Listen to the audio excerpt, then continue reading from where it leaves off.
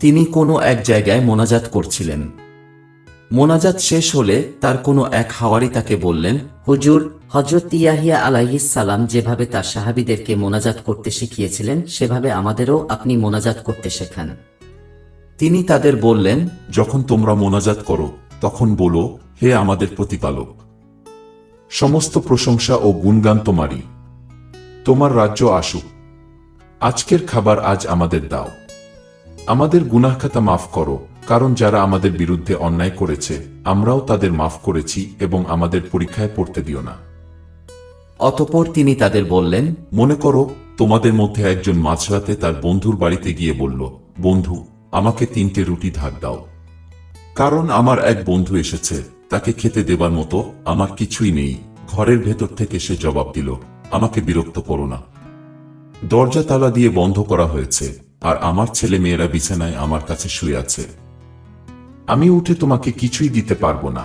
আমি তোমাদের বলছি, সে যদি বন্ধু হিসেবে উঠে তাকে কিছু নাও দেয়, তবুও তার নাছোড়বান্দা স্বভাবের কারণে সে উঠবে এবং তার যা দরকার তা তাকে দেবে। সুতরাং আমি তোমাদের বলছি, চাও তোমাদের দেয়া হবে, খোঁজ করো পাবে, করা নাড়ো তোমাদের জন্য দরজা খোলা হবে। কারণ যারা চায় তারা প্রত্যেকে পায়, যে খোঁজ করে সে পায়, আর যে দরজায় করা নাড়ে তার জন্য দরজা খোলা হয়। তোমাদের মধ্যে এমন কেউ আছে কি, তোমার সন্তান মাছ চাইলে যে তাকে মাছের বদলে সাপ দেবে, অথবা ডিম চাইলে বিছা দেবে? তাহলে তোমরা খারাপ হয়েও যদি তোমাদের ছেলে মেয়েদের ভালো ভালো জিনিস দিতে জানো, তাহলে যারা প্রতিপালকের কাছে চায় তিনি যে তাদের আল্লাহর রূহ দেবেন, এটি কত না নিশ্চিত। এই সময় তিনি একটি বোবা ভূত ছাড়াচ্ছিলেন। ভূত চলে গেলে বোবা লোকটি কথা বলতে লাগল, এবং লোকেরা খুবই আশ্চর্য হল। কিন্তু তাদের কয়েকজন বলল, ভূতের রাজা বেলসেবুলের সাহায্যেই সে ভূত ছাড়ায়। অন্য লোকেরা তাকে পরীক্ষা করার জন্য বেহেশত থেকে একটি মোজেজা দেখানোর দাবি জানাতে থাকল। তাদের মনের কথা বুঝতে পেরে তিনি বললেন, যে রাজ্য নিজের মধ্যে ভাগ হয়ে যায় সেই রাজ্য ধ্বংস হয়, এবং পরিবার নিজের মধ্যে ভাগ হলে পরিবার ভেঙে যায়। শয়তানও যদি নিজের বিরুদ্ধে দাঁড়ায় তাহলে কেমন করে তার রাজ্য টিকবে? তোমরা বলছো, আমি বেলসেবুলের সাহায্যে ভূত ছাড়াই। আমি যদি বেলসেবুলের সাহায্যেই ভূত ছাড়াই, তাহলে তোমাদের লোকেরা কার সাহায্যে ভূত ছাড়ায়? সুতরাং তারাই তোমাদের বিচার করবে। কিন্তু আমি যদি আল্লাহর ক্ষমতায় ভূত ছাড়াই, তাহলে আল্লাহর রাজ্য তোমাদের কাছে এসে গেছে। একজন বলবান সবরকম অস্ত্রশস্ত্র নিয়ে যখন নিজের ঘর পাহারা দেয়, তখন তার জিনিসপত্র নিরাপদে থাকে। কিন্তু তার চেয়েও বলবান কেউ এসে যদি তাকে হামলা করে হারিয়ে দেয়, তাহলে যে অস্ত্রশস্ত্রের উপর সে ভরসা করেছিল, অন্য লোকটি সেগুলো কেড়ে নেয় আর লুট করা জিনিসগুলো ভাগ করে নেয়। যে আমার পক্ষে নয় সে আমার বিপক্ষে, যে আমার সাথে কুড়ায় না সে ছড়ায়। কোনো ভূত যখন কোনো লোকের ভেতর থেকে বেরিয়ে যায়, তখন সে শুকনো জায়গার মধ্যে ঘোরাফেরা করে বিশ্রামের জন্য স্থান খুঁজতে থাকে। পরে তা না পেয়ে সে বলে, আমি যে ঘর থেকে বেরিয়ে এসেছি আবার সেই ঘরেই ফিরে যাব। সে ফিরে এসে সেই ঘরটি খালি, পরিষ্কার এবং সাজানো দেখতে পায়। তখন সে গিয়ে নিজের চেয়েও খারাপ অন্য আরো 7টি ভূত সাথে নিয়ে আসে এবং সেখানে ঢুকে বাস করতে থাকে। তার ফলে সেই লোকটির প্রথম অবস্থা থেকে পরের অবস্থা আরো খারাপ হয়। তিনি যখন এই সব কথা বলছিলেন, তখন ভিড়ের মধ্য থেকে এক মহিলা চিৎকার করে বলল, ভাগ্যবতী সেই মহিলা যিনি আপনাকে গর্ভে ধরেছেন এবং বুকের দুধ খাইয়েছেন। কিন্তু তিনি বললেন, এর চেয়ে বরং ভাগ্যবান তারা যারা আল্লাহর কালাম শোনে এবং সেই অনুসারে কাজ করে। লোকের ভিড় বাড়তে থাকলে তিনি বলতে শুরু করলেন, এই কালের লোকেরা খারাপ।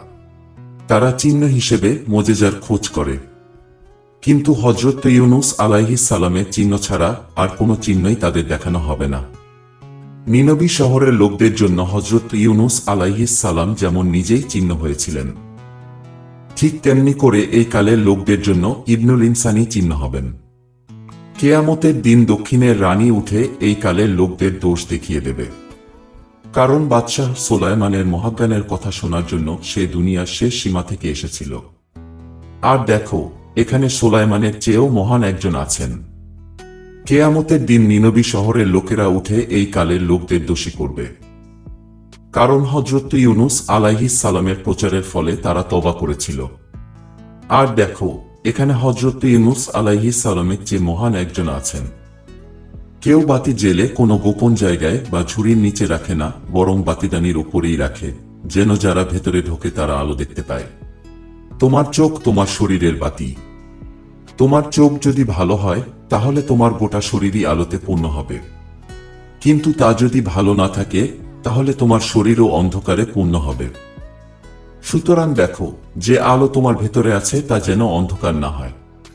তোমার গোটা শরীর যদি আলোয় পূর্ণ হয় এবং একটুও অন্ধকার না থাকে তাহলে তা সম্পূর্ণ আলোকিত হবে, ঠিক যেমন বাতির আলো তোমার উপরে পড়লে তোমার শরীর আলোকিত হয়।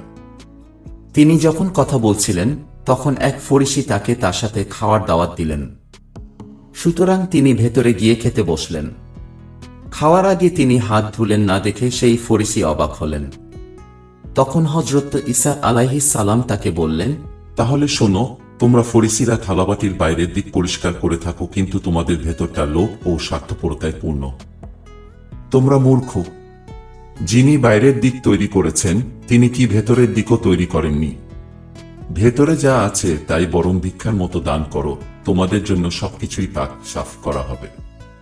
ফরিসিরা, লানত তোমাদের ওপর, কারণ তোমরা আল্লাহকে পুদিনা, তেজপাতা ও সব রকমের শাকের 10 ভাগের 1 ভাগ দিয়ে থাকো, কিন্তু ন্যায় বিচার ও আল্লাহর প্রতি মহব্বতের দিকে মনোযোগ দাও না। ন্যায় বিচার ও আল্লাহর প্রতি মহব্বতের দিকে মনোযোগী হওয়ার সাথে সাথে ওগুলোও তোমাদের পালন করা উচিত। ফরিসিরা, লানত তোমাদের ওপর, কারণ তোমরা সিনাগোগের সম্মানের আসনে বসতে এবং হাটবাজারে সালাম পেতে ভালোবাসো। ফরিসিরা, লানত তোমাদের ওপর, কারণ তোমরা তো চিহ্ন না দেয়া কবরের মতো, লোকে না জেনে তার উপর দিয়ে হেঁটে যায়। তখন আলিমদের মধ্যে একজন তাকে বললেন, হুজুর, এই কথাগুলো বলে আপনি আমাদেরও অপমান করছেন। তিনি বললেন, আলিমরা, লানত তোমাদের ওপর, কারণ তোমরা লোকদের উপর ভারী বোঝা চাপিয়ে দিয়ে থাকো, কিন্তু তাদের সাহায্য করার জন্য নিজেরা একটি আঙুলও নাড়াও না। লানত তোমাদের ওপর, কারণ তোমরা নবীদের কবর নতুন করে গেঁথে থাকো। তোমাদের পূর্বপুরুষেরাই তো তাদের হত্যা করেছিল। সুতরাং তোমরাই তোমাদের পূর্বপুরুষদের কাজের সাক্ষী এবং তোমরাই তা অনুমোদন করছো। তারা হত্যা করেছে আর তোমরা কবর গাঁথছ। এজন্য আল্লাহর মহাজ্ঞান বলছে, আমি তাদের কাছে নবী ও রাসূলদের পাঠিয়ে দেব। তাদের মধ্যে কয়েকজনকে তারা হত্যা করবে ও অন্যদের উপর নির্যাতন চালাবে। যেন পৃথিবী সৃষ্টির শুরু থেকে যত নবীকে হত্যা করা হয়েছে তাদের রক্তের দায় তাদের উপরে বর্তায়।